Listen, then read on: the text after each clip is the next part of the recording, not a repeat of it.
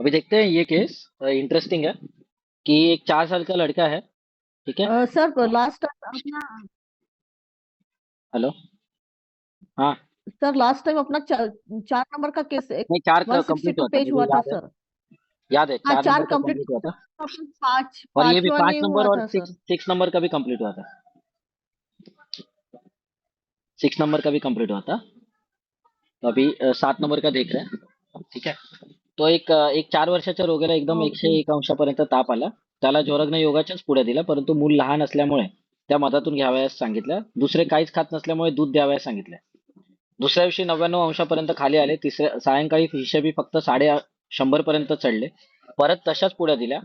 तिसऱ्या दिवशी सकाळी 98 पर्यंत उतरले. त्याचबरोबर दुर्लक्ष होऊन काहीतरी त्याच्या खाण्यात आले आणि सायंकाळी ताप एकदम 103 पर्यंत, 3 पर्यंत म्हणजे 103 पर्यंत चढून कफाचा प्रादुर्भाव दिसू लागला. खोकला सुरू सुरू झाला.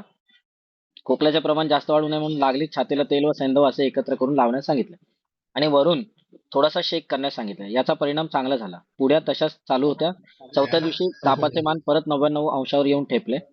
Kindly mute yourself.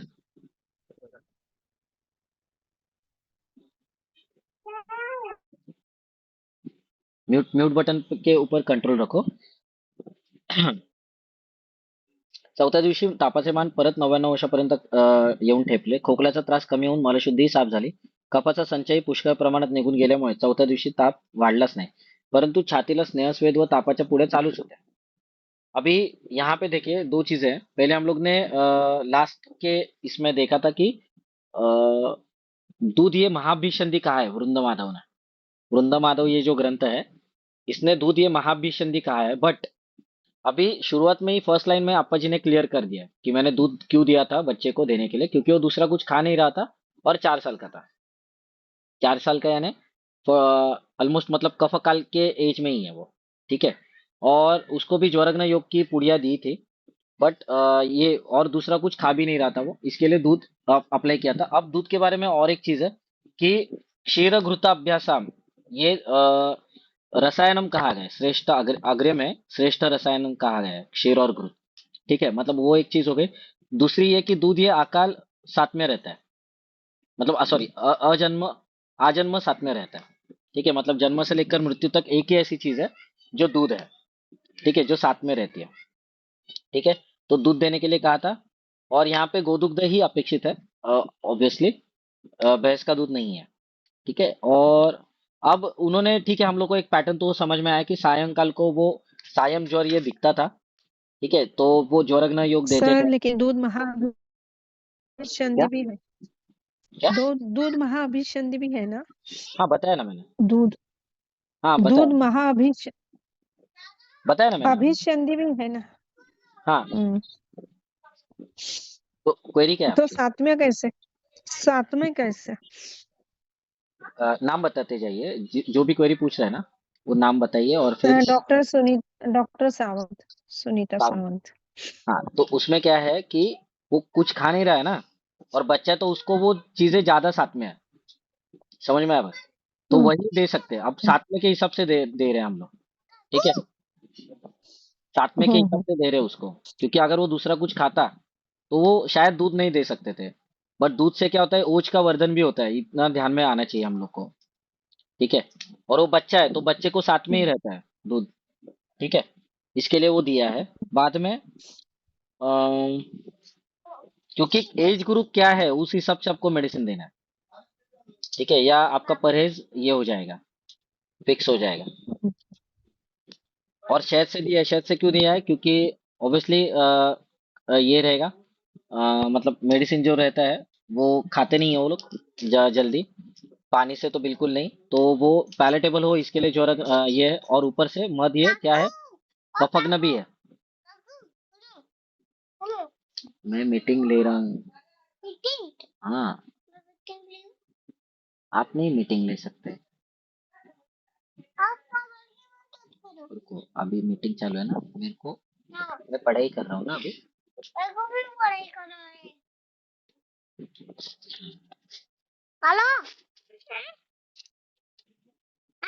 हो गया बात करके. अभी मुझे पढ़ना है.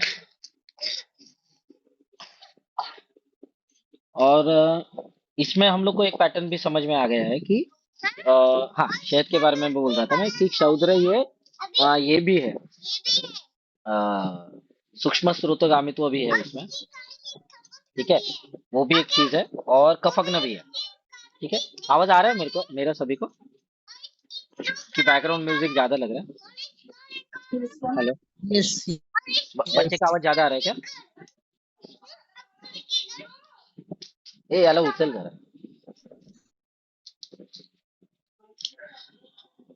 तो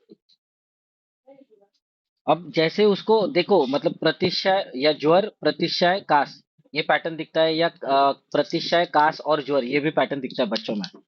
तो ये दिखा, जैसे ही एक इसमें से सिमिलर एक पैटर्न दिखा, जैसे जैसे उसको खांसी चालू हो गई, यानी कास ये चालू हो गया, तो कास की जो संप्रप्ति है उसमें आपको सबसे फर्स्ट वर्ड ये क्या दिखेगा? अपान प्रतिहता है, अध प्रतिहता। ठीक है, अध प्रतिहता वायु, ये संप्रप्ति का फर्स्ट लाइन है, लाइन का जो फर्स्ट वर्ड है ना, एक मिनट तो उसको कास भी चालू हुआ है, तो अध प्रतिहत वायु ये सबसे पहले ये है।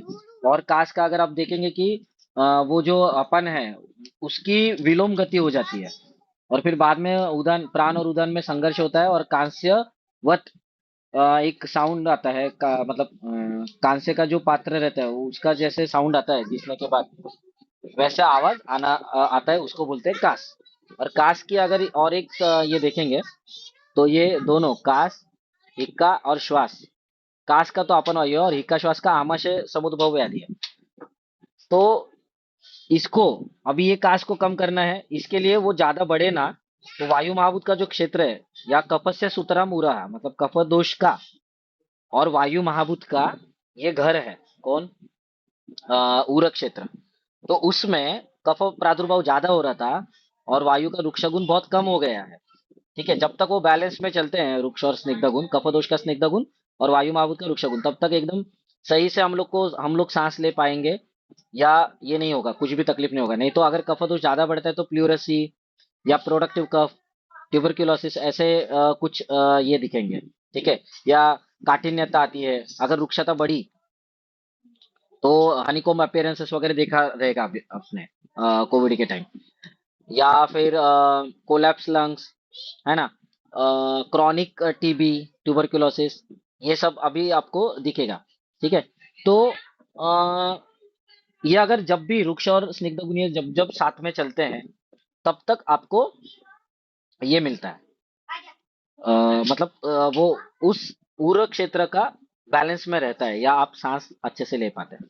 बट जब भी इसमें विगुणता आएगी या कुछ प्रॉब्लम होगा, तब ये आपको तकलीफ देगा। ठीक है, तो जैसे ही जैसे वहां पे भी लिखा था कि इक्का श्वास चिकित्सा में भी है ये चीज, कि तैलाक्त लवणम, चरक चिकित्सा सन 17 में लिखा है कि तैलाक्त लवणम, तैलाक्त लवणम मतलब क्या? अ, तेल और सैंधव एक साथ लेके उसके ऊपर छाती के ऊपर और पीठ के बैक साइड में भी, जहाँ पे रिप केज का एरिया है, पूरे एरिया को कवर करना है, और धूप में जाकर बैठना है, या स्वेदन लेना है, दोनों में से एक। तो ये ऐसा करने के बाद ये करने के बाद क्या होता है? सैंधव ये सूक्ष्म स्रोतगामित्व है, तेल भी न च कफवर्धनम, ये बहुत इंपॉर्टेंट लाइन है। वात पित्तग्नम है बट न च कफवर्धनम है तेल। तो ऐसे कॉम्बिनेशन वाला, जो कफ भी नहीं बढ़ेगा बट सूक्ष्म स्रोतगामित्व है, दोनों में भी, और ऊपर से सैंधव क्या है? एक क्षार है। ठीक है, तो वो और लेखन भी करता है इसका, कफ का। तो ऐसे ऊपर से लगाने के पश्चात और स्वेदन करने के पश्चात, वो जो कफदोष है वहां पे, स्नान कफ है, वो निकलने में आसानी हो जाती है। ठीक है,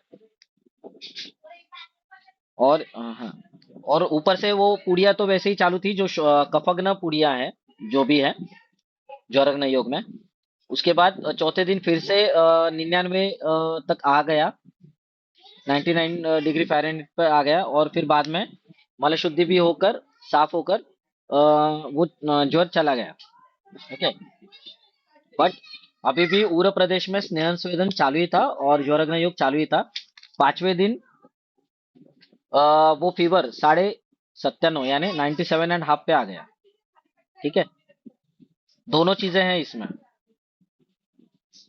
ठीक है, मतलब ज्वर भी था और काश भी, बट मेडिसिन चेंज नहीं किया, बट एक प्रोसीजर चेंज की है सिर्फ इसमें, वो बहुत इंपॉर्टेंट है। 2.5 लाख तक बना। इस सिंपल सिंपल ये रहते हैं। स्क्रीन विजिबल है ना सभी को? Yes sir.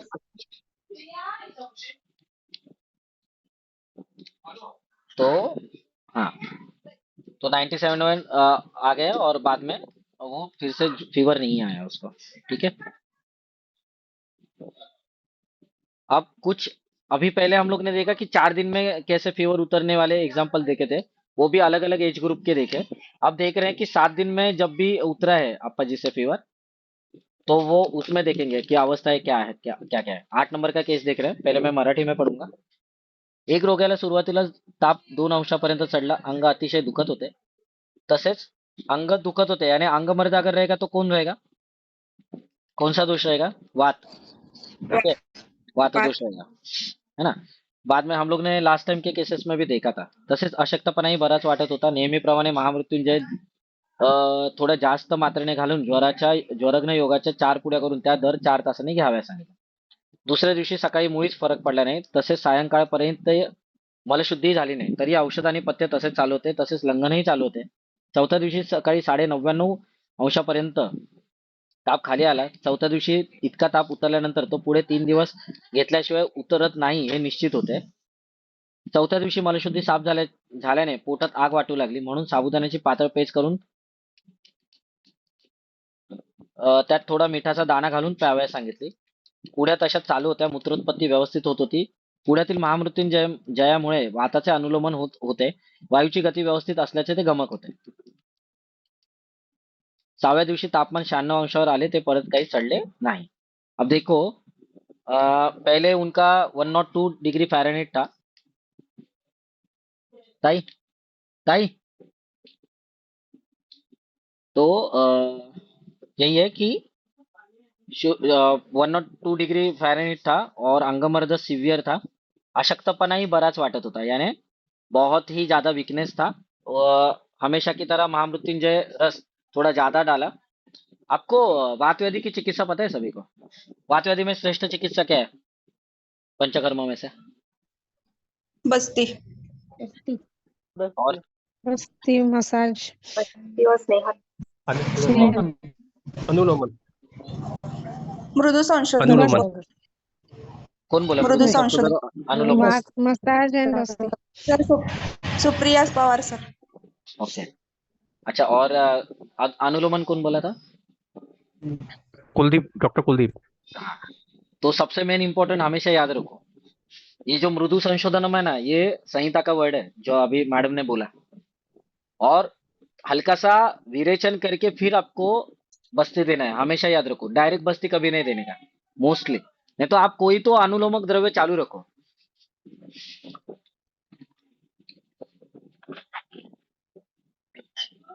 समझ में आया बात? तो यहाँ पे भी वही है, जब भी सिवियरिटी दिखती है ना अप्पा जी को अंगमर्द में, तो अप्पा जी क्या करते हैं, महामृत्युंजय रस में थोड़ा ज्यादा डाल के देते हैं वो पुड़ी में। लक्ष्मी नारायण महामृत्युंजय प्लस 4 भाग गिरिज है उसमें, ठीक है, और टंकन। तो इसमें क्या करते हैं समझ में आया ना? तो जैसे महामृत्युंजय रस में महामृत्युंजय रस ये किसका कल्प है? जयपाल का। तो जयपाल का शोधन वगैरह करके वो कल्प बनाया है, बट उसका मेन काम क्या है? विरेचन। तो विरेचन जब तक होगा नहीं, तब तक वो आपको क्लियर नहीं होगा अंगमर्दा। समझ में आया बात? या कोई भी दूसरी चीज आपकी क्लियर नहीं होगी, क्योंकि वात का प्रभाव वैसे ही रहेगा। ठीक है, अभी यहाँ पे क्या हुआ था कि पहले के हिसाब से देखो कि जब जब महामृत्युंजय में सॉरी महामृत्युंजय जब जब ज्यादा डाला है ज्वरग्न योग में, तब तक अच्छे से मलशुद्धि हुई थी पहले दिन से ही या दूसरे दिन से। बट दूसरे दिन भी सुबह उसको, इस पेशेंट को सायंकाल तक, सुबह और सायंकाल में भी मलशुद्धि हुई नहीं थी, मतलब फुल्ली कॉन्स्टिपेटेड था। बट तो भी औषध और पथ्य वैसे ही चालू था और लंघन भी चालू था। देखो लंघन क्या है? लंघन है लघु, आकाश का अवकाश बढ़ाएगा लंघन। ठीक है, तो इसके लिए हम लोग ने मतलब आपा जी ने चालू ही रखा है। बट चौथे दिन सुबह साढ़े 99 मतलब 99.5 डिग्री फ़ारेनहीट तक आ गया फीवर। इतने दिन चौथे दिन इतना ताप मतलब फीवर उतरने के पश्चात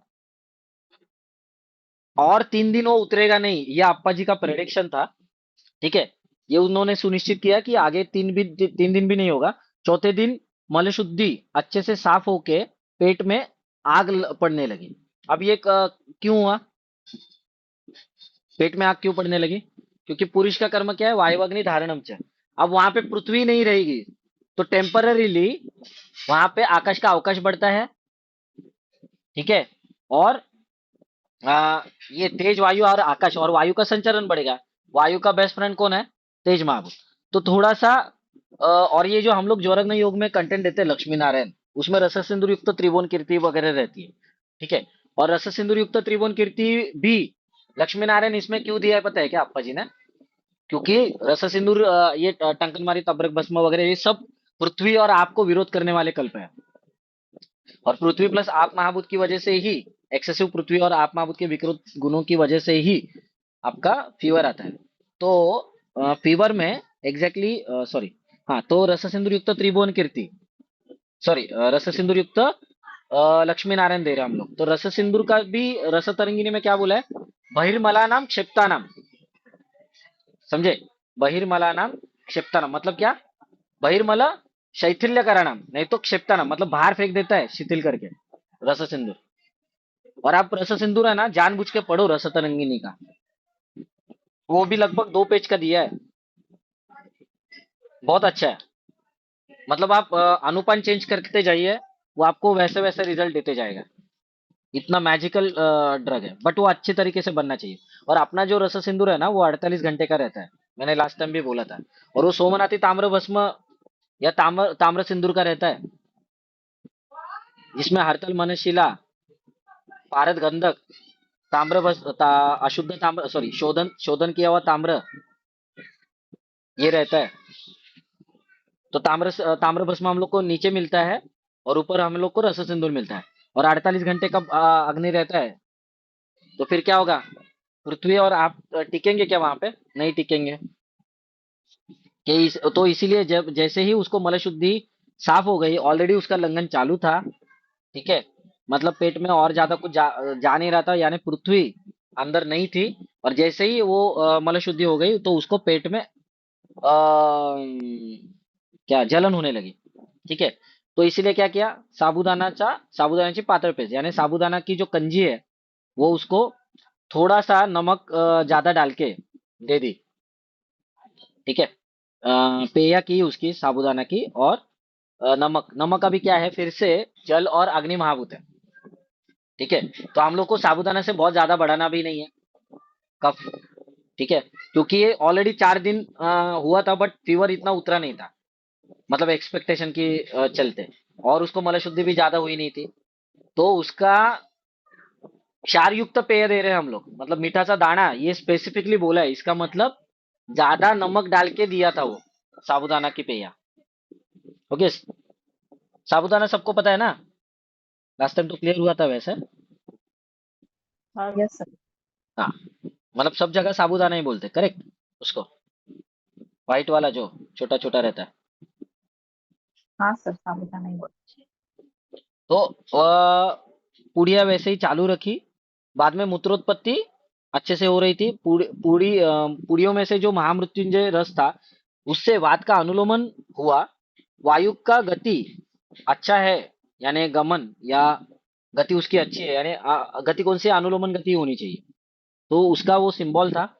एंड 6 डे में 96 सेल इस पे आया फ़ारेनहीट पे, और उसके बाद वो फीवर फिर से दोबारा आया नहीं। तो इसमें सीखने वाली 2 चीजें थी क्या?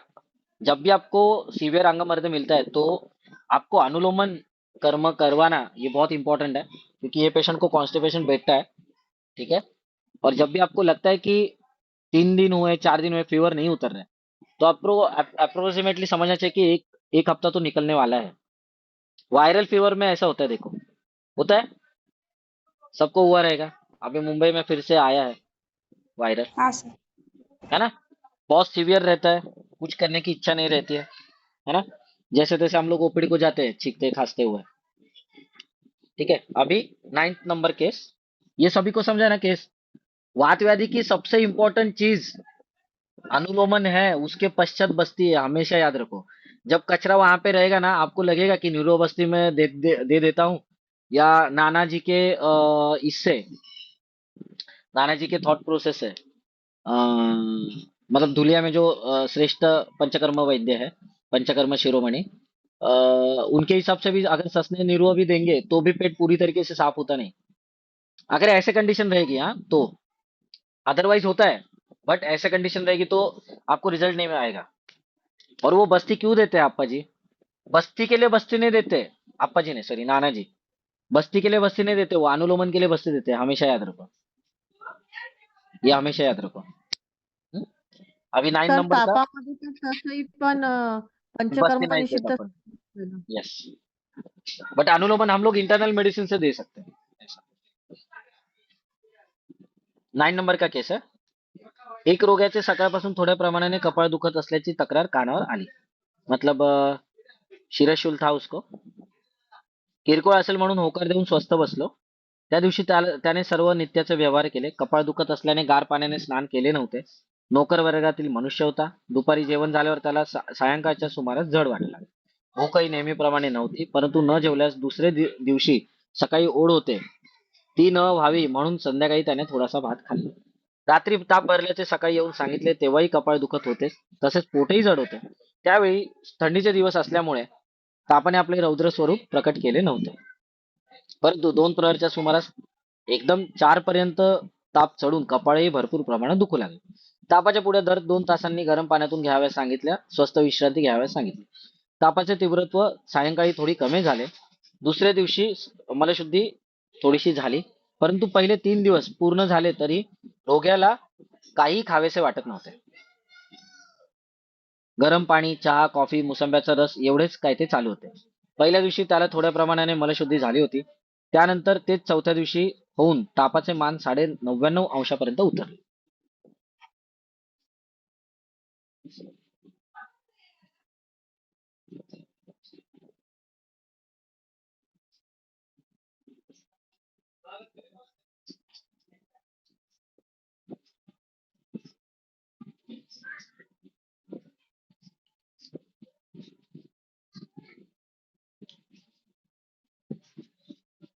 पाचव्या दिवशी सकाळी तापाचे मान 99 अंशापर्यंत खाली आले, म्हणजे चौथ्या दिवसाच्या मानाने अर्धा अंश खाली आलेले आहे। 2 प्रहरी 150 पर्यंत चढले, परंतु एखादा ताप उतरल्यानंतर त्याचे तीव्रत्व कमी झाल्याने त्याला हुशारी मात्र वाटत होती। 6व्या दिवशी 98 पर्यंत उतरून दुपारी 99.5 अंशापर्यंत चढले। त्या दिवशी त्याला काहीतरी खावे असे वाटत होते, परंतु रोगी अगदी नजीक असल्याने त्याला जरा धीर दिला, तसेच लागलाच मोसंब्याचा रसही दिला। पुढ्या चालूच होत्या, मलशुद्धी केव्हा तरी थोडीशी होईल असे होता होता 7व्या दिवशी त्याला सकाळी त्याचे उष्णतामान 96.5 अंशापर्यंत उतरले, ते सायंकाळी 97.5 अंशापर्यंत चढले। नंतर त्याला पेयादी विधी 2 दिवस केला। 2 दिवसानंतर त्याचा जीव भुकेने व्याकुळ होऊन त्याला कण्हेरी द्याव्यास सांगितले। पुढे 2 दिवसांनी नित्याच्या आहारावर आला। अभी इसमें एक बहुत इंपॉर्टेंट चीज है, कहीं पे भी अप्पा जी ने ऋतुओं का उल्लेख नहीं किया था, बट मैंने बोला ना कि हर केस में अलग अलग है, बट आपको ढूंढना पड़ेगा। और अब कैसे ढूंढ सकते हैं? जब आपको पेशेंट देखेंगे तब, और पेशेंट अगर पांचौतिक तरीके से देखने चालू किए तो आपको जितने केसेस बताए ना, ये 10 12 15, उसी में है पूरा ज्वर चिकित्सा। ठीक है, उसी में है। बट आपको और ये वायरल के आएंगे, फ्लू के आएंगे, या आइसक्रीम खाने के बाद वाले आएंगे, या गुलाब जाम ठूसे बहुत किसी ने, या शादी में जाके बहुत ज्यादा खाना खा लिया है उसके बाद आने वाले फीवर में आएंगे, सब सब सब अवस्थाएं इसी में। अब यहाँ पे देखिए 9 केस में उन्होंने ये लिखा है, देखो की थंडीचे दिवस असल्यामुळे तापाने आपले रौद्र स्वरूप प्रकट केले नव्हते। मतलब क्या कि ठंड का मौसम था, जब ये पेशेंट अप्पा जी के पास आया था तब ठंड का मौसम था। ओके, इसका मतलब पहले जितने हम लोग 8 केसेस देखे हैं उसमें ठंड का मौसम नहीं हो सकता है, पॉसिबिलिटी है, नहीं तो अप्पा जी वो वहां पे ये करते हैं। और इसमें और एक चीज है, अगर आपने देखा होगा जितने मतलब लास्ट टाइम जिन्होंने मीटिंग अटेंड किया होगा तो आपने देखा होगा कि सायम ज्वर ये प्रधान लक्षण था हर केस में। यस और नो? सायम ज्वर था, यानी शाम को फीवर आ रहा था उस पेशेंट को संध्याकाळच्या हमेशा। वेळात ताप. यस, हम लोग ने फिर एनालाइज भी किया था कि वो वात और कफ का संधिकाल है, ठीक है, तो मतलब उसकी वजह से था। अब ये पेशेंट को देखो, शाम के टाइम नहीं, दोन प्रहर मतलब सुबह और दोपहर के टाइम ये फीवर चढ़ता था। दोन प्रहर मतलब 6 से 9, 9 से 12, उसके बाद फीवर चढ़ना स्टार्ट होता जाता पित्त काल में। आप समझ रहे हैं? ये बहुत इंपॉर्टेंट चीजें हैं। और इसको, इस पेशेंट को हर 2 घंटे दिया है मेडिसिन। क्यों? क्योंकि ठंड का मौसम है, इसका मतलब पृथ्वी और आप महाभूत का प्राबल्य ज्यादा रहेगा, ठीक है। और अगर ठंड के मौसम में वो बीमार पड़ा है तो जहाँ पे सभी का स्वास्थ्य बहुत अच्छा रहता है उसमें अगर ये पड़ा है मतलब उसकी जठराग्नि तीव्र अग्निमांद्य रहेगी। यस और नो? ये हम लोग अनुमान लगा रहे हैं क्योंकि अप्पा जी ने वैसे हैंडल किया है, तो हम लोग को हिडन मीनिंग निकालना है इसका। यस और नो? तो हाँ, तो ऑलरेडी ठंड का मौसम है, ठीक है, उसमें जठराग्नि तीव्र होती है। इसके लिए पिष्टमय पदार्थ या मांसाहारी प्राणियों का मांस भक्षण करने के लिए कहा है। जहाँ पे आचार्यों ने, इतनी अग्नि तीव्र रहती है वहां पे इसका अग्निमांद्य इतना तीव्र है कि मलशुद्धि भी ये नहीं हो रही है और ऊपर से उसको फीवर भी आ गया है और वो 2 प्रहर के टाइम चढ़ता है, ठीक है। तो इसमें क्या किया, हर 2 घंटे दिया। तो इसमें अनुलोमन जल्दी से जल्दी होना ये अपेक्षित था, इसके लिए हर 2 घंटे में मेडिसिन दिया है। और इसका इसको किस पे रखा था? सेम गर्म पानी, चाय, कॉफी और स्वीट लेमन यानी मौसम्बी, ठीक है। तो यही इंपॉर्टेंट चीज थी। नौकरदारी वर्गातील मनुष्य था, मतलब 30 से 40 साल के बीच में रहेगा वो, यानी पित्त काल में था पेशेंट, ठीक है। ये बहुत इंपॉर्टेंट है। बस यही था, बाकी इसमें बताने लायक ऐसा कुछ भी नहीं है। मतलब आपके जब अभी ये ठंड का मौसम चालू ही होने वाला है तो आप नोटिस कीजिए कि एग्जैक्टली वो कब आता है फीवर, यानी फीवर आता है या तीव्रत्व इंटेंसिटी कब रहती है उसकी, वो इम्पोर्टेंट है, ठीक है। ये समझा है सभी को? इसमें कुछ एलिब्रेशन चाहिए आपको? Sir hello? इसमें पर्टिकुलर मेडिसिन कौन सा दिया है सर? यही है ज्वरग्न योग। ज्वरग्न गरज योग नाही यानी होत. लक्ष्मी नारायण प्लस गिरिज, उसके बाद महामृत्युंजय रस प्लस टंकन, यही मेडिसिन है। मेडिसिन चेंज नहीं सर किया आपको। कधी कधी द्यावयास सांगितले ते त्याच्याबद्दल सांगू शकता? अभी हाँ हाँ, लास्ट 2 लाइन में देखो, 2 दिवसानंतर, मतलब ये पूरा फीवर उतर गया उसका, तो पेयादी विधी उसका किया।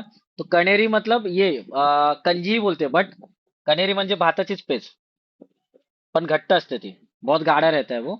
उसमें अपेक्षित है मतलब विलेपी, विलेपी मतलब कणेरी, विलेपी है ना, मतलब 4 गुना पानी रहता है। खिचड़ी जब बनाते हैं तो थोड़ा सा हल्का सा पतला खिचड़ी, ज्यादा नहीं, ठीक है। तो वो क्यों दिया था?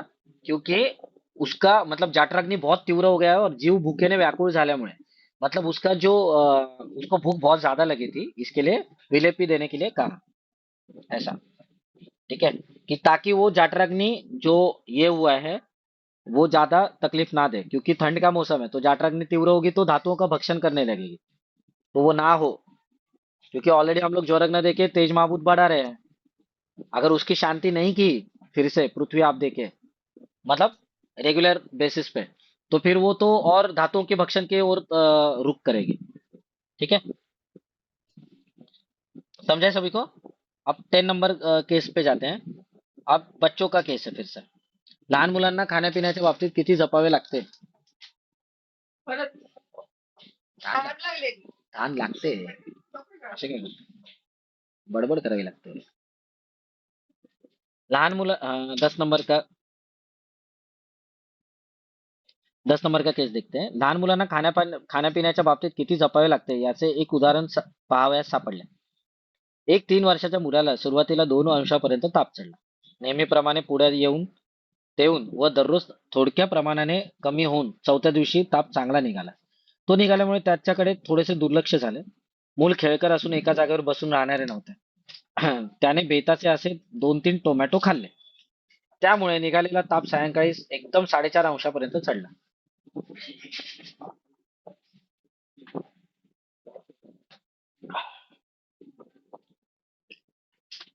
आम्लरसाचे प्रमाण जास्त प्रमाणात गेल्याने पाणी आणि तेज या दोन महाभूतांच्या गुणांची एकदम वाढ झाली. संध्याकाळी पूर निश्चित पडला आणि लागलीच खोकला सुरू होऊन कफप्रधान ज्वरावर जाणार असे वाटू लागले. फेरून पुढे तशाच चालू केल्या. यावेळी त्यांच्यामध्ये टंकण क्षाराचे प्रमाण पावगुंजेने वाढवून दिले. मलशुद्धी साफ व्हावी म्हणून महामृत्युंजय किंचित जास्त घालून पुढ्या जास्त 4 पुड्या करून दिल्या. त्याने शौचास साफ झाले. पुढे 3 दिवसांनी ताप व्यवस्थित उतरला.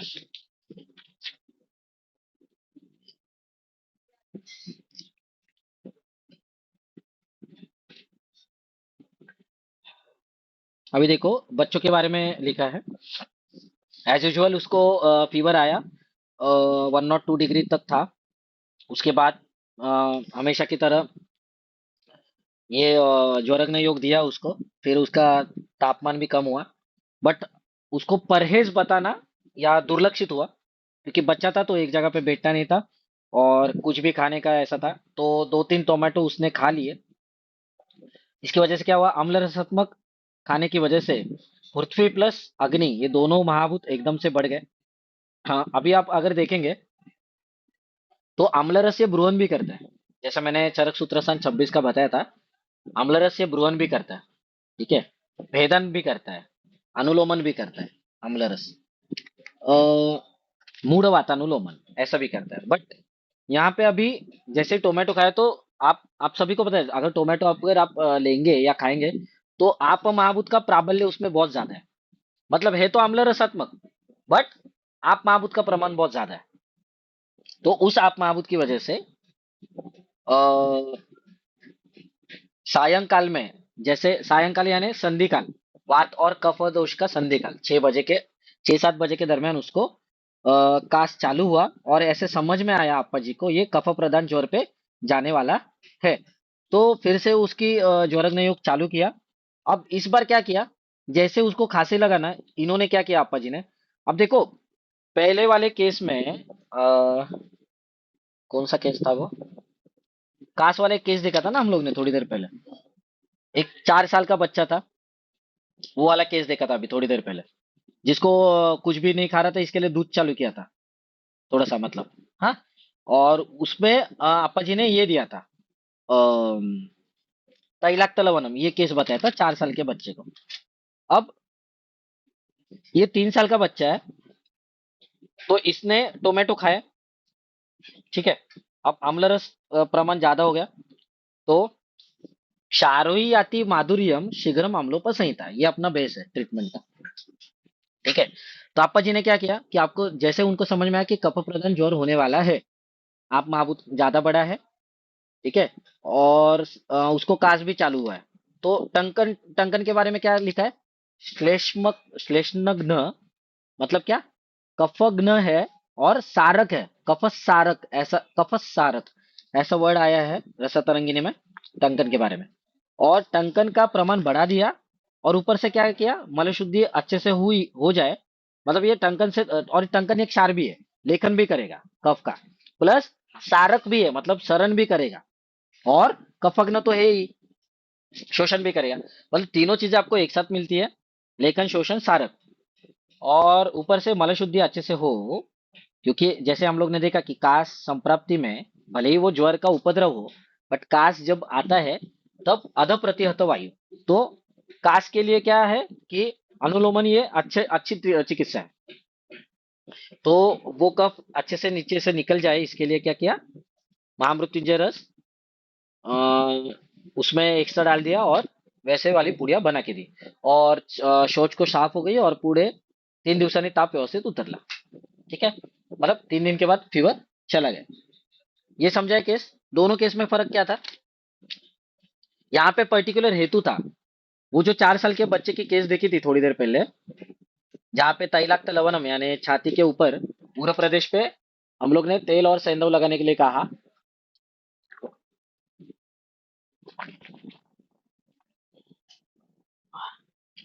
पांडुरंग. और इसमें क्या फर्क है कि यहाँ पे एक पर्टिकुलर ये था, तो टंकन क्यों बढ़ा है? क्षार, क्षार बढ़ाना है ना हम लोग को। अभी आम्ल रस बढ़ गया है, तो क्षारोयाति माधुर्यम शीघ्रम आम्लोपसंहिता, तो क्षार क्षार का प्रमाण बढ़ा दिया और रिजल्ट आ गया। ओके, ऐसे आपा जी ने और एक आगे केस दी है, मतलब दोनों जुड़वा बच्चे हैं, ठीक है, एक ही घर में पले बड़े, जुड़वा मतलब एज में डिफरेंस है उनके। ओके, और मतलब छोटा भाई बीमार होता है और बड़े भाई को भी खांसी लगती है, छोटे भाई को भी खांसी लगती है, ठीक है, दोनों को सेम टाइम पे खांसी लगती है, कुछ खाने में आया रहता है इसके लिए। और बट छोटे भाई का जल्दी ठीक नहीं होता है, बट बड़े भाई को का ये मेडिसिन देने के बाद, जो काश के लिए चातुर्तक हो या बाकी का जो कुछ भी मेडिसिन हो, त्रिभुवन कीर्ति हो, तो वो देने के बाद उसको तुरंत रिजल्ट आ जाता है, बट दूसरे वाले को नहीं आता है। ओके, मतलब एक वो वहां पे आपा जी ने लिखा है कि एक आम्लधर्मी ऋतु में पैदा हुआ था, यानी कंसेप्शन था, और एक का क्षार धर्म में कंसेप्शन था। तो क्षार धर्म में कंसेप्शन वाले को अगर प्रोडक्टिव कफ होता है तो जल्दी रिजल्ट आता है, और वही अगर अम्लधर्मी ऋतुओं में अगर कंसेप्शन होता है तो उसको लेट रिजल्ट आता है, क्योंकि आप महाभूत ज्यादा रहता है। तो वहां पे अप्पा जी ने डायरेक्टली टंकनमारी अभ्रक भस्म दिया था और वो रिजल्ट आया था। मतलब ये छोटे मोटे मेडिसिन से नहीं हुआ वो कुछ भी काम, तो टंकनमारी अभ्रक भस्म देने के बाद ही अच्छे से रिजल्ट आया। और 6 महीने से जो खांसी थी वो हार्डली 2 या 3 पुड़ियों में चली गई, ऐसा केस है आगे। ओके, तो प्रकृति परीक्षण का वो था थोड़ा। सर अभी क्या अम्ल रस तो क्या बोला? सर अम्ल रस तो पृथ्वी और तेज से बनता है ना, तो सर वहां पे आप महाभूत की वृद्धि कैसे होगी सर? किसका? सर अम्ल रस तो पृथ्वी और तेज महाभूत से बनता है ना सर? हाँ, अम्ल रस और पृथ्वी, सॉरी बरोबर, पृथ्वी प्लस तेज महाभूत से बढ़ता है। मेरा गलती हो गया क्योंकि यहाँ पे प्रिंटिंग मिस्टेक है शायद, इधर थर्ड लास्ट लाइन में प्रिंटिंग मिस्टेक है, पानी और तेज लिखा है वहां पे। नहीं पृथ्वी सर, तो प्लस तेज, मेरा क्वेश्चन ये है कि वो जो पहले वाला केस था जिसमें बच्चों ने टमाटो खाया था और हाँ। उसको कास हो गया था, तो सर तो फिर वो भी तो अम्ल रस के वजह से हुआ था ना सर? तो हम्म। अगर उसमें तेज महाभूत है तो हम क्षार देंगे तो और नहीं बढ़ेगा क्या वो? नहीं, मैंने वही बोला ना कि कैसा है ना कि मौसम्बी में भी अम्ल रस है, नींबू में भी अम्ल रस है, ठीक है, और बहुत सारे चीजों में अम्ल रस है, बट अम्ल रस की तीव्रता वो भी देखनी चाहिए ना। अब नींबू जितना खट्टा होता है, या विनेगर आप लीजिए, विनेगर विनेगर आप खा सकते हैं क्या, या डायरेक्टली एक नहीं। ड्रॉप वगैरह, या साइट्रिक एसिड के जो ग्रैन्युल्स आते हैं जो हर नींबू शरबत वाला यूज करता है आजकल, वो क्या नींबू थोड़ी यूज करता है, वो तो अपने को दिखाने के लिए नींबू यूज करता है, बट वो ऑलरेडी पानी खट्टा रहता है, करेक्ट। तो वो क्या रहता है, उसका जो खट्टापन है और इसका जो खट्टा, मतलब जो साइट्रिक एसिड के जो ग्रैन्युल्स आते हैं ना, जो मार्केट में मिलते हैं, ठीक है, उसमें तेज तत्व बहुत ज्यादा रहेगा, क्योंकि कैसा मैं बताऊं अभी, सरका मारनेला हिंदी मध्ये काय बोलतात? जिबेला। चटका चटका लगता है। हाँ हाँ, मतलब समझ में आया ना आपको? वो, यस सर। हाँ, मतलब हर चीज अम्ल रसात्मक ही है, साइट्रिक एसिड ग्रैन्यूल से लेकर नींबू, स्वीट लेमन भी देखो ना, कभी कभी ऐसा अलग टेस्ट लगता है उसका, और जीवा के ऊपर थोड़ा सा दाह करके जाता है वो, एग्जैक्ट दाह नहीं बोल रहा हूं मैं, बट एक अलग हम्म। सेंसेशन आता है। ओके, या दही बहुत खट्टा रहेगा तो देखो कैसा टेस्ट आता है। हेलो, हम्म। है ना? तो यस वैसा सर, वाला यस सर। जितना, वो वो वाला जो अभी मैं कैसे बताऊं वो समझ में नहीं आ रहा है, बट वो जो तीखापन है ना उसका, अम्ल रस का तीखापन है ना, चटका लगने वाला तीक्ष्णता जो है सर, तीक्ष्णता, सर हाँ, आप ये बोलना चाह तीक्ष्णता, रहे हैं कि सर जितना तीक्ष्णता है वो उसमें तेज तेज, महाभूत के कारण हाँ, आती है? अदरवाइज उसमें आप महाभूत भी है, सॉरी, ये पृथ्वी महाभूत ज्यादा रहेगा, समझ में आया? Yes sir. अभी यहाँ पे थोड़ा प्रिंटिंग मिस्टेक है कि आप और तेज महाभूत लिखे हैं, अम्ल रस। ओके, बट अभी हम लोग अम्ल धर्म के बारे में सोच रहे हैं, टोमेटो मतलब, तो उसको क्षार धर्मी मेडिसिन दिया है टंकन, ओके समझ में सर। आया बात? मतलब टंकन यस सर। जानबूझ के बढ़ा के दिया, अब टंकन बढ़ाने की जरूरत क्यों की अप्पा जी ने? क्योंकि वो कफकाल में है पेशेंट। ये हम लोग पित्त प्रकृति वाले को शायद नहीं दे सकते थे, शायद। या बुढ़े बुढ़े लोगों का अगर वार्धक्यावस्था में अगर ये प्रोडक्टिव कफ रहता तो नहीं दे सकते थे शायद।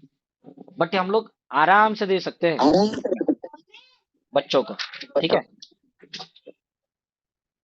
सर तो अगर वातज कास हो किसी पेशेंट को तो फिर क्या देंगे? शोध औषधि कुकुल, वहाँ पे अच्छा, आप और सर माबूद बन पित्तज में? और इसमें आप ये देते हैं ना पंचकर्म में, वातज। वातज कास में क्या देते हैं आप? बस्ते देते हैं, यस सर। है ना। वातज कास में बस्ते देते हैं ना। Yes sir. हाँ, तो वही वो स्निग्ध। और पित्त पित्त रहेगा, पित्त प्राधान्य तो घृत के साथ देने का, ठीक है। बट उसमें जलन होना बहुत इंपॉर्टेंट है, अगर वो रहेगा तो। पित्तजकास वाले पेशेंट ऐसे डायरेक्टली मिलेंगे नहीं आपको। जो भी पेशेंट बोलेगा ना कि रक्त निष्ठीवन हो रहा है खांसने के बाद या खांसते समय, उसमें आपको गिरिज वगैरह मेडिसिन देना पड़ेगा, वो भी घी घी के साथ। वो तो अलग केस हो जाएगा वही ना। अभी 11 नंबर का देख रहे हैं हम लोग। चांगला उंच धट्टा कट्टा मनुष्य, परंतु तेवढाच भीरू. एकदा कपाळ दुखून 2 अंशापर्यंत ताप त्याला चढला. त्याच्या जोडीला अंगही दुखत होते. वायव्य गुणधर्मांची वाढ झालेली होती. लागलेच लंघन दिले आणि महामृत्युंजय रस थोडा जास्त घालून ज्वरग्न योगाच्या 6 पुड्या करून दिल्या. त्या दर 2 तासांनी गरम पाण्यासोबत घेण्यास सांगितल्या. प्याव्यास गरम पाणी, चहा आणि 2 वेळा साबुदाण्याची पेय करून घ्याव्यास सांगितली. त्याप्रमाणे उपक्रम सुरू केला. ताप 2 अंशाच्या पुढे न जाता तेथेच घोटाळत राहिला. दुसऱ्या दिवशी मलशुद्धी थोडीशी झाली. औषध वगैरे तसेच चालू होते. चौथ्या दिवशी ताप 98.5 पर्यंत खाली आला. त्या दिवशी प्रत्यक्ष जाऊन पाहून आलो. तो पुरा निघाला नसून 2 प्रहरच्या वेळी थोडा चढेल आणि क्रमाने कमी होऊन 7व्या दिवशी निघेल असे बजावून आलो. ये भी एक कमांड होना चाहिए कि फीवर कब जाने वाला है, ये भी आपको बताते आना चाहिए अप्पा जी के जैसा, ठीक है।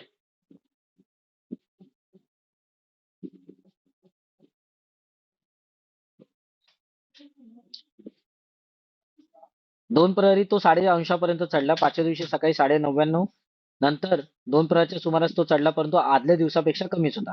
ताप चढल्यामुळे मला बोलावणे आले. मी तिकडे लक्ष न देता ताप 7व्या दिवसाशिवाय उतरणार नाही असा त्याच दूताबरोबर निरोप पाठवला.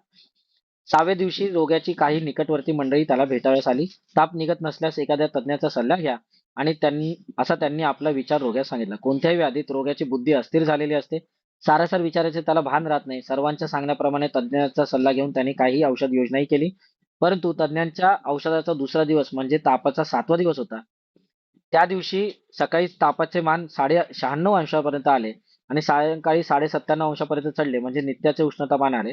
त्या दिवसापासून ताप गेला, तो परत आला नहीं। मतलब यहाँ पे 2 चीजें हैं जो हम लोग के साथ काफी बार होती है। ओके, वायरल फीवर जब भी उतरता नहीं हम लोग भी पैनिक होने लगते हैं। तो आप तो त्रिभुवन कीर्ति देते हैं, आप तो त्रिभुवन कीर्ति वगैरह देते हैं, बट हम लोग को मतलब यहाँ पे तो पांचवतिक में तो रस सिंधु युक्त त्रिभुवन कीर्ति देते हैं। तो भी पेशेंट को बता के रखना पड़ता है चीजें, ठीक है। नहीं तो वो एक्सपेक्ट करेगा कि फीवर तुरंत चला जाएगा। हाँ, उसका उष्णता मान कम होगा, पर जैसा एक्सपेक्ट करता है पैरासिटामोल से वैसा नहीं होगा। ओके, क्योंकि हम लोग को पृथ्वी प्लस आप महाभूत को विरोध करना है। पैरासिटामोल का ऐसा कुछ भी नहीं करना है, उसको सिर्फ थर्मल सेंटर डीएक्टिवेट करना है बस, बाकी कुछ नहीं। अभी यहाँ पे क्या था कि यहाँ पे देखो 2-3 चीजें हैं। उन्होंने क्या किया, लिखा है कि physique wise patient was good, मतलब ऊंचा था, हट्टा कट्टा था, बट उतना ही भीरू यानी घबराता भी ज्यादा था। एक बार शिरशुल हुआ, उसके बाद 102 डिग्री सेल्सियस फ़ारेनहीट तक ये गया फीवर। उसके बाद अंगमर्दई था। इसका मतलब क्या है कि वायु महाभूत के गुण लक्षण बढ़े थे और उसमें लंघन भी दिया था। महामृत्युंजय रस थोड़ा सा ज्यादा करके 6 पुड़िया करके दी। हर 2 घंटे में गर्म पानी के साथ पीने के लिए दी। पीने के लिए गर्म पानी, चाय और 2 बार साबुदाना की पेया, ऐसे करके किया, उसको उपक्रम स्टार्ट किया। बट वो जो जो फीवर था, वो जितना फीवर था वो उतना ही रह रहा था। दूसरे दिन मलशुद्धि थोड़ी सी हो गई, मतलब 102 डिग्री फ़ारेनहीट तक ही था। दूसरे दिन भी मेडिसिन वैसे ही चालू थी। चौथे दिन 98.98 फ़ारेनहीट तक आया। बाद में उस दिन अप्पा जी खुद जाकर वो देख के आए पेशेंट। अब जब जब वो गए थे तब पुरा निघाला नसून 2 प्रहराच्या वेळी जास्त तो थोडा चढेल आणि क्रमाने कमी होऊन 7व्या दिवशी निघेल असे बजावून आलो। मतलब आपको फीवर का पैटर्न एक समझ लीजिए। अभी 3 केस में हम लोग ने ये पैटर्न देखा है। अभी 11 केस में से 3 केस में ये पैटर्न देखा है कि जब भी पेशेंट का फीवर जल्दी उतरता नहीं तब वो 7 दिन लेने ही वाला है, इतना ध्यान में रखो कम से कम। और आपको ये समझाना पड़ेगा, बताना पड़ेगा पेशेंट को। अभी भी मैं फिर से रिपीट करता हूँ, हम लोग ज्वरग्न योग नहीं यूज करते क्लिनिक में। हम लोग यूज करते हैं रस सिंदूर युक्त त्रिभुवन कीर्ति और हरलू। उससे हम लोग को रिजल्ट बनता है। ठीक है, हम लोग ये दोनों मतलब ज्वरग्न योग नहीं दे रहे, बट हम लोग जो एक्सप्लेनेशन देख रहे हैं ना, हम लोग को सिर्फ प्रिंसिपल्स लेने हैं वहां से। प्रिंसिपल्स यानी क्या? चिकित्सा का तत्व लेना है। करेक्ट, चिकित्सा का तत्व लेना है हम लोग को सिर्फ। तो ये हरियोग और हल्लू सर, ये दिन में कितनी बार देना है सर ये? हम लोग 15-15 मिनट के बाद भी रिपीट करते हैं सर। It doesn't matter. हम लोग को सिर्फ वो ना क्या क्या रहता है ना, पेशेंट को देख के पेशेंट कितना सहन कर पाएगा ये सब देख के हम लोग वो सब चीजें बताते हैं। अभी बच्चा है तो हम लोग करते हैं आधे आधे घंटे में रिपीट। ऐसा है।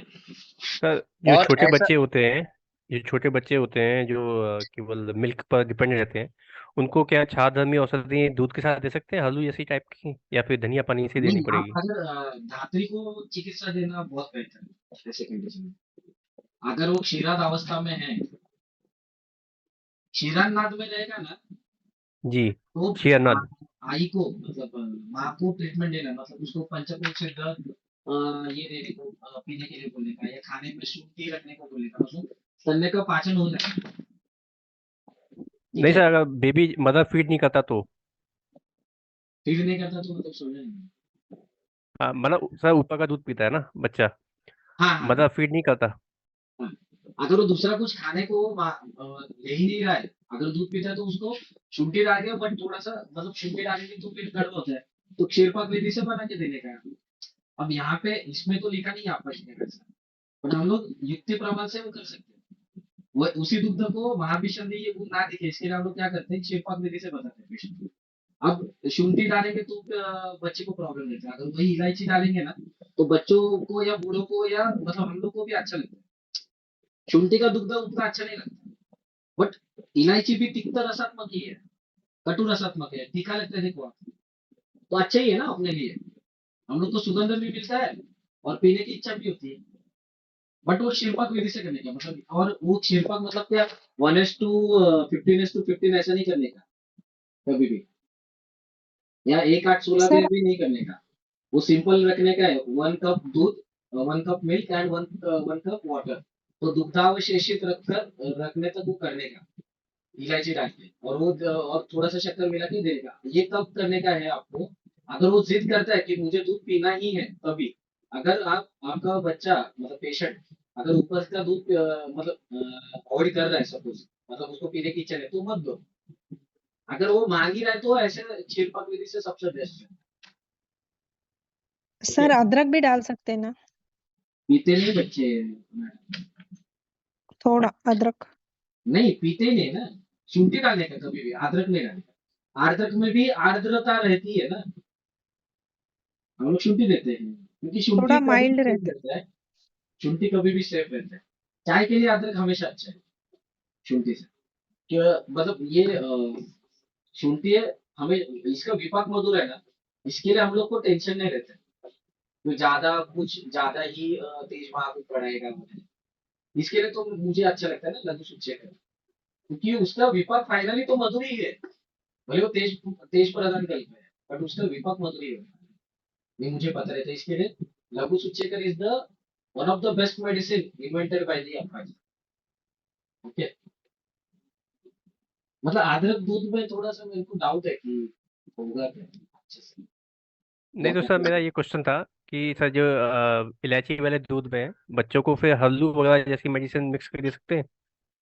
हाँ दे सकते हैं ना, बट मैं क्या बोल रहा हूँ, अगर वो जिद करता है तो दूध देना है, मतलब this will be our last option.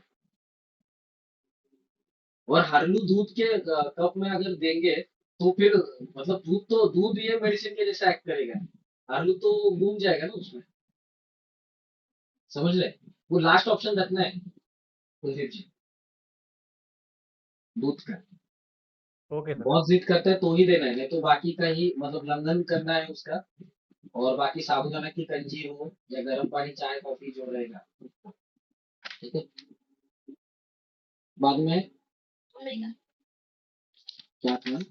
हाँ, 11 नंबर का अभी दिख रहा है स्क्रीन सभी? अच्छा, 11 नंबर का देख लीजिए। अभी 12 नंबर का 2 लाइन पढ़ता हूँ और आगे स्क्रीन शेअर करता हूँ। जरी मनुष्याने पाळावयाच्या नियमांचे उल्लंघन केले असल्याचा अनिष्ट परिणाम कसा होतो हे पुढील 2 उदाहरणांमधून कळून येणार आहे. ताप म्हणजे साक्षात अग्नीशी खेळ असल्यामुळे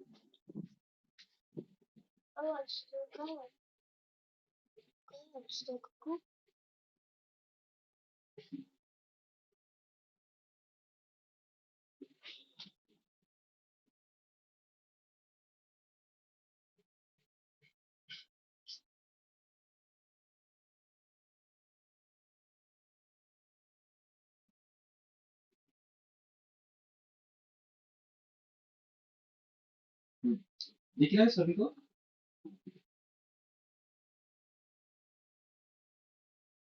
No such screen visible. हम्म, तो Now it's मैं फिर से पढ़ता हूँ, 12 नंबर का केस देख रहे हैं। जरी मनुष्याने पाळावयाच्या नियमांचे उल्लंघन केले असल्याचा अनिष्ट परिणाम कसा होतो हे पुढील 2 उदाहरणांमधून कळून येणार. ताप म्हणजे साक्षात अग्नीशी खेळ असल्यामुळे अग्नीवर चुकून पाय पडला तरी चटका बसल्याशिवाय राहत नाही. त्याचप्रमाणे जरी मनुष्याने पत्त्याची थोडीशी हायगाय केली तरी त्याची मुदत पुढे 4 किंवा 7 दिवसांनी वाढत जाते. त्यावेळी त्या रोग्याचे वय हे 46च्या सुमारास होते. त्याचे एकाएकी अंग व कपाळ दुखायस लागून सायंकाळी एकदम 2.5 अंशापर्यंत ताप चढला. रोगी अतिशयच बेतला. ताप चढल्याबरोबर बादशाही थाट सुरू झाली. तसेच मलाही लागलेच बोलावणे आल्यावरून त्याला पाहावयास गेले. ताप तेवढाच होता. लागलेच लग्नाने मग प्यावयास गरम पाणी असा उपक्रम सुरू करून ज्वरंद युगाच्या महामृत्युंजय रस थोड्या जास्त प्रमाणात घालून तयार केलेल्या ज्वरंद युगाच्या पुड्या 6 पुड्या त्या दर 2 तासांनी गरम पाण्यातून घ्याव्यास सांगितले. दुसऱ्या दिवशी मलशुद्धी थोडीशी साफ झाली. 2 दिवस लग्न केल्यानंतर पुढे ते झेपले. तेव्हा साबुदाण्याची पेस्ट दिवसातून 2 वेळा व कॉफी घ्याव्यास सांगितले. 3 दिवसापर्यंत उष्णतामान 2 अंशाच्या वर चढले नाही. 4थ्या दिवशी सकाळी नेहमीप्रमाणे ते 98 अंशापर्यंत चढले. त्याच वेळी हा ताप 7व्या दिवशी उतरेल असे सांगितले. परंतु ताप कमी झाल्यामुळे रोग्याला हुशारी वाटून घरात फिरणे आणि खुर्चीवरही उठ-बस करणे चालू झाले. रोगी मंडळीतील असल्यामुळे समाचारास बरेच लोक येतात. त्याच्याशी बातचीत करण्यात त्याने बराच काळ झाला. रोग्याला हुशारी वाटत असल्यामुळे थोडी अंगमेहनतही जास्त झाली आणि तीच पुढे जाते. या सर्व गोष्टींचा परिणाम म्हणून दुसऱ्या दिवशी ताप एकदम 1.5 पर्यंत चढला आणि 100 पर्यंत उतरला. हा ताप सारखा सकाळी 100 अंश असून 2 प्रहरी 1.5 अंशापर्यंत असा 11 दिवस सारखा येत होता. 11 दिवशी सकाळी 98 पर्यंत उतरून दुपारी 1 अंश जास्त चढला. हे प्रमाण दररोज कमी होत जाऊन 14व्या दिवशी 9.5 अंशापर्यंत येऊन उतरला. तो परत चढ़लाच नहीं. अभी ये जो केसेस है ना अप्पा जी के आगे के, तो उसमें क्या लिखा है कि जब भी ज्वरी मनुष्य को जो भी परहेज बताते हम लोग, मतलब अगर मैं थोड़ा सा और बताऊं परहेज के मामले में अप्पा जी का कहना कैसा था मैं बताऊं. आगे वो कामला के चैप्टर में तो आएगा ही कि कामला के रुग्ण ने घर के बाहर भी निकलना नहीं चाहिए धूप में. ये फर्स्ट पथ्य था अप्पा जी का. सबसे फर्स्ट पथ्य क्या है कि भले आपको कामला होके अभी 2-3 महीने हो चुके हैं और आपको बल प्राप्ति नहीं है तो आप धूप में जाकर जाना भी नहीं है आपको. दिन के धूप में भी थोड़ी भी धूप नहीं लगनी चाहिए. उनको ऐसा बोला है कि घर में छुपा के बैठो, रखो उनको, इतने तक बोला है. ये सेंटेंसेस में बोला है अप्पा जी ने. क्यों? क्योंकि बाहर के सूर्य रश्मि की वजह से यानी सनलाइट की वजह से तेज महाभूत ना बढ़े. और तेज महाभूत कामला ये तीव्र क्षारधर्मी व्याधि है. तो वैसे ज्वर के भी मामले में वही है कि ज्वरी मनुष्य ने जब भी नियम नियम नहीं ये किया, मतलब रेस्ट नहीं लिया, ठीक है. अभी यहाँ पे 2-3 चीजें कौन सी नहीं की है उसने चीजें वो देखो. अब ये सभी को पता है कि ज्वर का चिकित्सा मान कैसा था और उसमें चिकित्सा कैसे दी, मतलब वही है ऑलमोस्ट सेम, कि महामृत्युंजय रस थोड़ा ज्यादा दिया, फिर मोल शुद्धि अच्छे से हो गई, फिर उसको जब लंघन अच्छे से नहीं हो रहा था तो आगे अप्पा जी ने साबूदाना की कंजी 2 बार और कॉफी लेने के लिए कही। फिर 3 दिन तक अगले मतलब 102 फ़ारेनहीट के ऊपर फीवर आया नहीं। फिर उसके बाद चौथे दिन 98.5 डिग्री तक आ गया। उसके बाद अप्पा जी ने स्टेटमेंट दिया कि ये फीवर जो है वो 7 दिन के बाद ही, मतलब 7वें दिन आराम से चला जाएगा। ठीक है, बट क्या हो गया, जैसे जैसे उसको अच्छे लगने लगा, फीवर कम होने लगा, तो वो घर का थोड़ा छोटा मोटा काम करने लगा। घर में लोग मिलने के लिए आने लगे, फिर बातचीत होने लगी, बहुत ज्यादा देर बातचीत किया उसने। ठीक है, और फिर थोड़ा सा ज्यादा उसको फ्रेश लग रहा था, इसके लिए थोड़ा अंग मेहनत, यानी थोड़ा सा उसने कुछ वर्क रहेगा उसका वो भी किया। ठीक है, कुछ उठाना वगैरह रहेगा, छोटी मोटी चीजें। बट अभी इसमें क्या क्या किया उसने, देखो, बड़बड़ किया उसने रिलेटिव्स के साथ। इसका मतलब क्या है, उदान वायु का ये हुआ ज्यादा हुआ, यूज ज्यादा हुआ। ठीक है, वाक प्रवृत्ति, प्रयत्न ऊर्जा, बल स्फूर्ति ज्ञान। तो वाक प्रवृत्ति ज्यादा, ये उदान का कर्म है, उदान में वायु प्लस तेज महाभूत है। ठीक है, तो ये जो क्षीणता आई थी उसको, ठीक है, और इसका मतलब क्या है, प्राण वायु में से पृथ्वी वायु प्लस आप उसका शोषण हो गया, और बड़बड़ ज्यादा होने की वजह से देखो, आप अभी देखो, मैंने ही अभी मेरे ताई को यानी दीदी को 3 बार बोला कि पानी लाके दे, क्योंकि गला सूखता है ना मेरा भी बड़बड़ करने के बाद। और एक स्टेज आती है कि पेट भी अंदर चले जाता है, अगर मैंने खाना भी खाया होगा तो भी, जब भी मीटिंग रहता है या कभी भी कोई ये रहता है, या ओपीडी स्ट्रेच हो गई और आप कंसल्टिंग कर रहे हो कंटिन्यूसली, तो पेट भी अंदर जाने लगता है धीरे धीरे करके, मतलब क्षीणता आने लगती है। तो ज्वाली मनुष्य में ऑलरेडी इतना ये हो चुका होता है, और जैसे जैसे, और लंदन भी ऑलरेडी था उसमें, उसने ज्यादा बड़बड़ किया, मतलब एनर्जी वेस्ट हुआ उसका। फिर थोड़े से उसने जो काम नहीं करने चाहिए थे, मतलब रेस्ट लेना चाहिए था, वो नहीं किया, और इसकी वजह से क्या हुआ, वही फीवर क्या हुआ कि अचानक 105 तक वो गया, उसके बाद 100 तक फिर से उतरा, ऐसा 11 दिन तक हुआ। और ऐसा करके थोड़ा थोड़ा कम होते जाके फिर 14वें दिन वो 96 डिग्री तक आ गया। उसके बाद फिर से दोबारा आया। बट आपको रेस्ट लेना है, नेचुरली हम लोग रेस्ट ही लेते हैं। अब मुझे बताओ कि वायरल फीवर में जब भी हम लोग मेडिसिन लेते हैं, एंटीवायरल हो या कुछ भी हो, पीसीएम वगैरह, 7 दिन तक तो वो रहता है, मतलब 21 दिन का वो पैटर्न रहता है। 7 दिन थोड़ा सा स्टार्टिंग में आ जाता है फीवर, वो 7 दिन नेक्स्ट 7 डेज में वो अच्छे से रहता है बॉडी में, और अच्छे से बॉडी एक होता है सबको, सभी पेशेंट को, या आप खुद को भी अपने को। और अगले 7 दिन वो उतरता है, बट वो जब उतरता है ना, तब इतना क्लम ज्यादा रहता है कि पूछो मत, मतलब पेशेंट पूरा थका हुआ रहता है, फीवर तो नहीं रहता उसको, बट क्लम रहता है। अपने मेडिसिन से वही एग्जैक्टली नहीं होता है, क्लम की अवस्था नहीं है अपने मेडिसिन से, वही सबसे खासियत है, क्योंकि हम लोग फोकस करते हैं पृथ्वी प्लस आप मान, ये था। ठीक है, समझा ये किस सभी को, कि रेस्ट करने के लिए बोलना है पेशेंट को, अगर है जरूरत तो करना ही है। पर जितना पेशेंट ये रहेगा ना, क्या बोलते हैं, मतलब आपा जी ने, देखो यहाँ पे क्या लिखा है, ताक म्हणजे साक्षात अग्निशी खेळ असल्यामुळे अग्नीवर चुकून पाय जरी पडला तरी चटका बसल्याशिवाय राहणार नाही. मतलब क्या, फीवर यानी आप एक्चुअली इससे खेल रहे हो, आग से खेल रहे हो। गलती से भी अगर अग्नि के ऊपर पाय, सॉरी, पैर आपका गिर गया, तो झटका तो बैठने ही वाला है। वैसे ही गरीब मनुष्य ने जब भी परहेज करने में थोड़ा भी ऊपर नीचे किया, 19-20 हुआ, तो वो जो 4 दिन में जाने वाला फीवर है, वो 7 दिन तक चले जाते हैं फालतू में। इसके लिए थोड़ा मुंह के ऊपर कंट्रोल होना चाहिए। और ये पेशेंट का उम्र भी 46 ईयर्स था।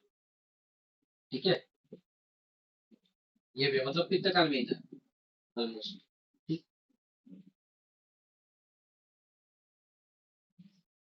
अभी 13 नंबर का देखो, मैं पहले पढ़ता हूँ और देन मैं स्क्रीन शेयर करूँ आगे के पेज। या रोग्याचे वय 28 वर्षाचे होते, डोके व अंग दुखून ताप आले, नेहमीप्रमाणे पुढे देऊन तो चौथ्या दिवशी कमी झाला.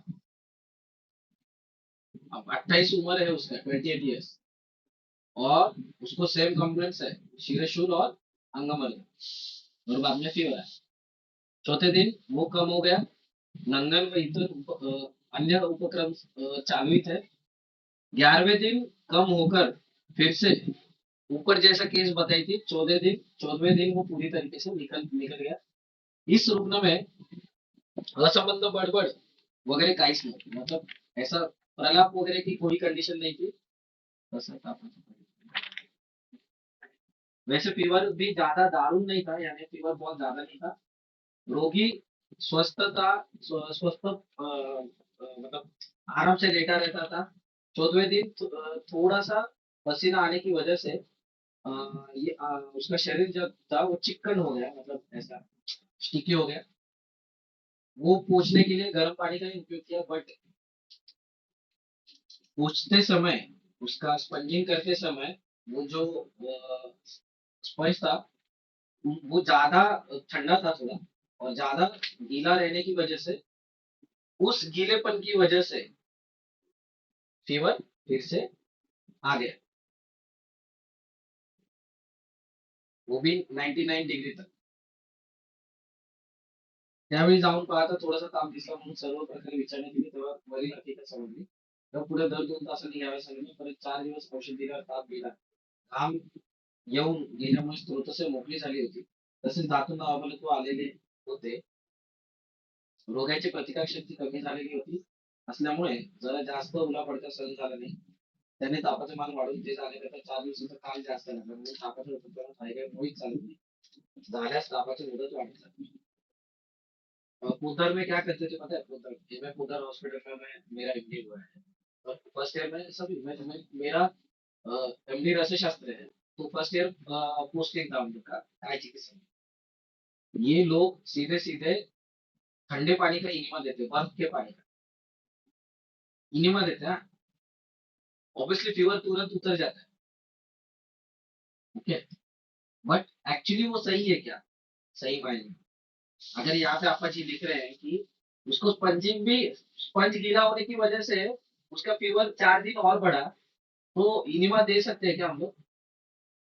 और ये मॉडर्न प्रैक्टिस में होता है, जब भी फीवर बहुत ज्यादा बढ़ता है तो वो दे देते हैं. यस और नो? कोल्ड वाटर इनिमा देते हैं. यस और नो? आपने देखा है क्या ऐसा? उधर में तो बहुत कॉमन प्रैक्टिस है, वो माँ वालों की देते हैं कोने में जाके. आपने देखा है ये कहीं पे? आवाज आ रहा है मेरा? हाँ सर, पौधा में देखा है मैंने भी. तो सोचने वाली चीज है कि क्या करना है और क्या कर रहे हैं हम लोग आयुर्वेद के साथ. वो भी बहुत इन्वेंशन है. ठीक है, कोल्ड वाटर. अब इसमें वहां पे 2-3 चीजें देखो. पैरासीटामोल लेने के बाद अच्छा क्यों लगता है? क्योंकि पसीना आता है. हम लोग मतलब घर में यही रहता है ना कि पसीना आना चाहिए, तो ये थोड़ा सा फैन बंद कर, थोड़ा सा कंबल या चादर ओढ़ के सो जा, अच्छा लगेगा. तो अच्छा क्यों लगता है? क्योंकि पसीना आता है. अब जब हम लोग अपने मेडिसिन से जब पसीना आता है तब स्त्रोतावरोध ये दूर हो जाता है. स्त्रोतों में जो सामत आती है, अवरोध आता है, वो दूर हो जाता है. ओके, इसकी वजह से वो देना. ठीक है,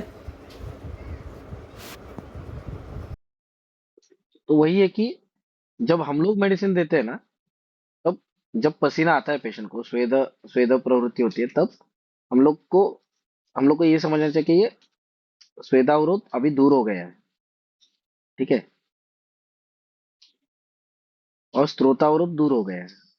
अब ये इतने दिन तक था तो धातुओं को भी अबलत्व आया था. रोगी का रुग्ण का प्रतिकार इम्यूनिटी ये कम हुआ था. इसकी वजह से थोड़ा सा भी वो जो कोल्ड स्पंजिंग था उसको सहन नहीं हुआ, इसकी वजह से वो फीवर फिर से आ गया. ऐसा है. तो इसीलिए आपा जी ने कहा, क्या कहा है कि ज्वरी मनुष्य को हमेशा परहेज करने में ऊपर नीचे नहीं करना चाहिए. ओके. सर की आवाज आ रही है क्या किसी को? Hello hello. हेलो. आवाज नहीं आ रहा मेरा? Yes, सर sir, आवाज सुनाई आवाज दे आ रहा रही है, आवाज आ रही है सर। हाँ हाँ। तो वही है कि ऐसे करके हम लोग फीवर बढ़ाते जाते हैं रुग्ण का। अभी अभी विषम ज्वर देखते हैं। अभी मैं थोड़ा सा समराइज करता हूँ, 1 मिनट ज्वर को। सबसे पहले हम लोग ने ये देखा था कितने घंटे लगे, देखो कितने पेज थे वो, 149 टू 168, मतलब 20 पेज कवर करने को हम लोग को कम से कम 14 14 या 12 या 14 घंटे लगे। ठीक है, पढ़ सकता तो मैं, ऐसा भी था, ऐसे फटाफट खत्म कर सकते थे, बट उसमें मजा नहीं आती फिर।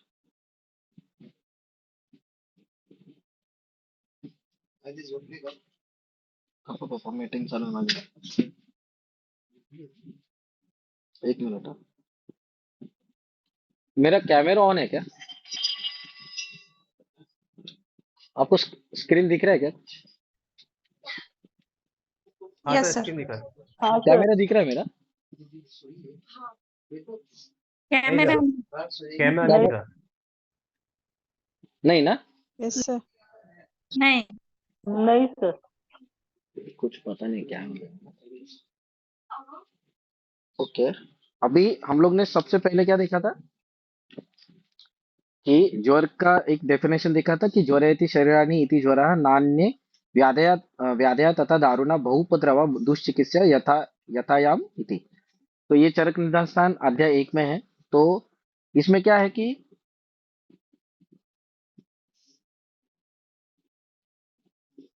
इसमें एक ही था कि ज्वर ये शरीर को क्षीण करने वाला है। और क्षीण हम लोग ने तब देखा था कि क्षीण कब होगा, जब धातुओं में अबलत्व आएगा। और जब भी ज्वर अनट्रीटेड रहेगा ना, तब आगे जाके रक्तपित्त डेवलप करेगा। क्यों करेगा रक्तपित्त डेवलप? क्योंकि ज्वर की एक संप्रति में शॉर्ट में बताता हूँ, जो आपा जी ने बहुत सूक्ष्म लेवल पे बताई है कि एक ही है कि पहले जैसे ही पृथ्वी प्लस आप महाभूत बढ़ता है और विकृत गुणों की वृद्धि होती है, उसके बाद आपको ये दिखता है, मतलब तेज महाभूत के गुणों का हनन होता है या क्षपण होता है। उसके बाद जैसे ही जाठराग्नि मांद्य डेवलप होने लगता है, तब सामविष तैयार होता है या आमविष तैयार होता है।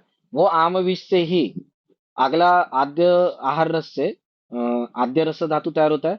वो तो उसमें भी सामता रहेगी, मतलब गौरवता आएगी। अब उस रस धातु से, साम रस धातु से साम रक्त धातु तैयार होता है।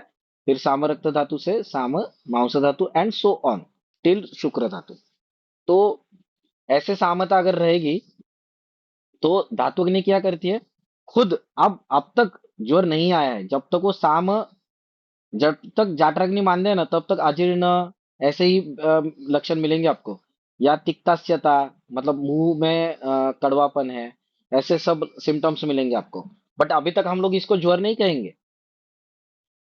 जैसे ही धात्वग्नि दूषित होने लगती है, जैसे ही धात्वग्नि का वर्धन होता है, वर्धन क्यों होता है? क्योंकि वो सामता पचाने के चक्कर में रस धातु खुद का धात्वग्नि बढ़ाता है, बट वो पचन नहीं हो पाता है, मतलब उसकी ये कम हो जाती है, ऊर्जा ऊर्जा कम होती है।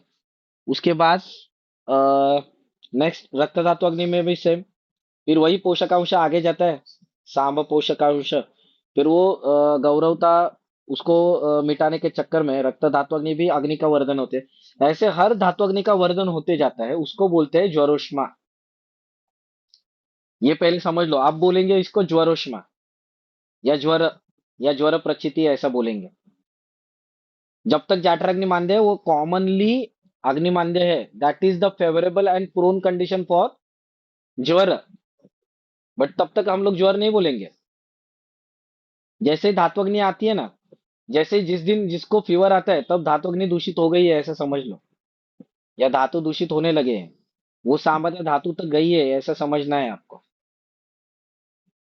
ठीक है, तो ये फिर क्या होता है, ये ज्वरोष्मा बढ़ने लगता है।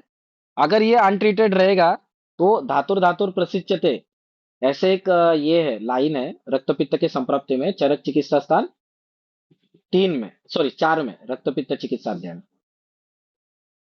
तो ये जब भी अनट्रीटेड रहेगा ज्वर, उसके बाद रक्तपित्त डेवलप होगा। अब ये रक्तपित्त को थोड़ा साइड ट्रैक करते हैं, अभी आते हैं कॉन्स्टिपेशन कैसे डेवलप होता है। तो स्वेद प्रवृत्ति भी होती नहीं है, पृथ्वी प्लस आपमाभूत बड़ा है, और होती है तो चिकट होती है। बाद में ये होता है, मतलब कॉन्स्टिपेशन बैठता है क्योंकि वो ज्वरोष्मा मल का भी वो शोषण कर लेता है। ठीक है, मतलब पहले शैत्यता के कारण स्तंभन होता है मल का, और वो ज्यादा देर रुकने की वजह से फिर बाद में कॉन्स्टिपेशन, मतलब कॉन्स्टिपेशन की वजह से वायु प्लस अग्नि महाभूत वहां पे बढ़ता है क्योंकि पुरुष का वो कर्म है। फिर बाद में मूत्रोत्पत्ति भी अच्छे से नहीं हो पाती क्योंकि मूत्र का भी पांचभौतिक संगठन शिखी अम्बु नाम है, मतलब तेज महाभूत प्लस आप महाभूत। तो ये सब चीजों की वजह से तीनों मलों के, मतलब जो मेजर मल है उनके ऊपर अफेक्ट होता है, और वो तीनों अच्छी तरीके से बाहर नहीं निकल पाते या अनुलोमन नहीं हो पाता है। तो उसको ब्रेक करने के लिए आपा जी लक्ष्मी नारायण प्लस गिरिज प्लस महामृत्युंजय रस प्लस टंकन ऐसा कल्प देते थे, उसको बोलते हैं ज्वरग्नि योग। तो इससे क्या होता था, महामृत्युंजय रस और लक्ष्मी नारायण में जो रस सिंदूरी है, वो उसकी वजह से क्या होता था, अनुलोमन अच्छे से हो जाता था, कॉन्स्टिपेशन क्लियर होता था, जैसे और आम का पाचन हो जाता था, और जैसे ही कॉन्स्टिपेशन क्लियर होता था आकाश का अवकाश बढ़ता था, मल संचय बाहर जाने के पश्चात भूख अच्छे से लगती थी। और वैसे भी हम लोग लंघन तो दे ही रहे हैं, स्वेदन दे रहे हैं, यवागुस तिक्त को ज्वरा तिक्त रस भी दे रहे हैं, तिक्त रसात्मक ही है हम लोग की मेडिसिन। तो ये सब देने के पश्चात ज्वर का मान धीरे धीरे कम होते जाता है, और रुग्ण अच्छे से प्रकृति उसकी स्वस्थ हो जाती है। अभी किसको डाउट है क्या, ये एक्चुअली संप्रप्ति है ज्वर के, जो मैंने अभी शॉर्ट में बताई है।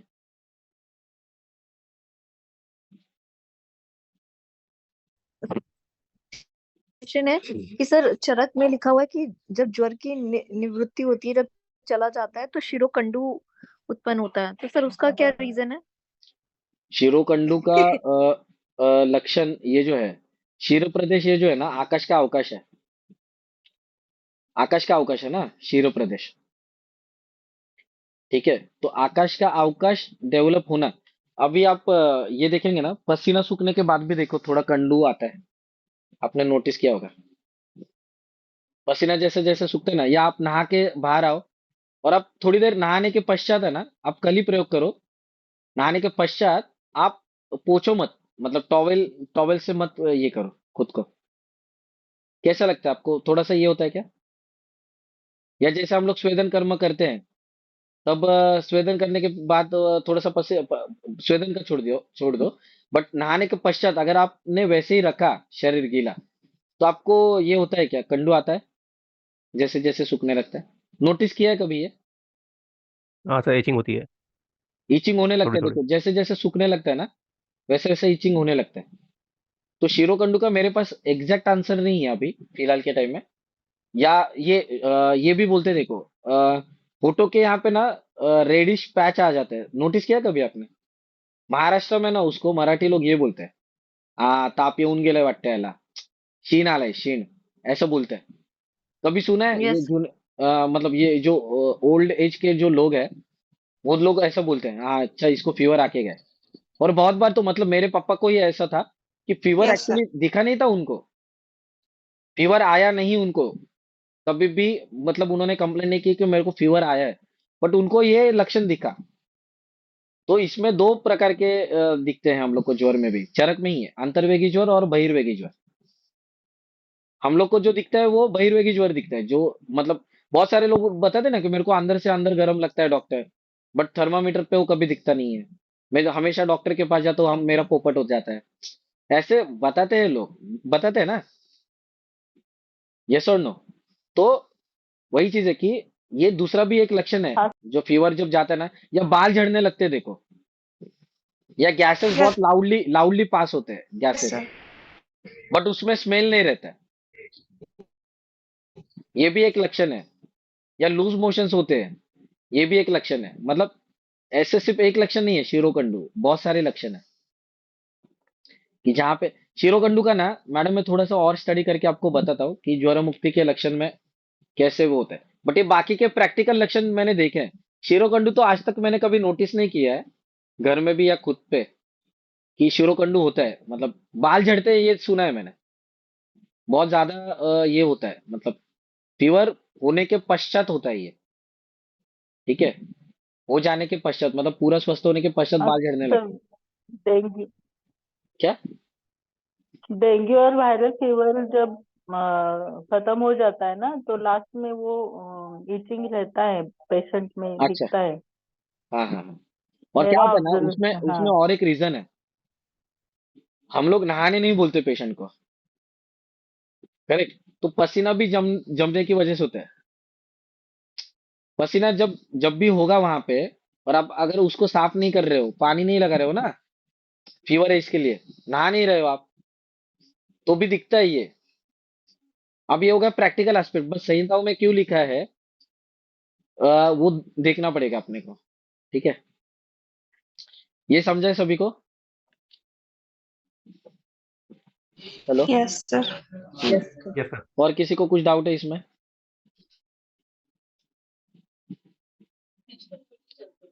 हाँ। क्या? हाँ, गायत्री का। एक मिनट है, जरा 2 मिनट का ब्रेक लेता हूँ मैं।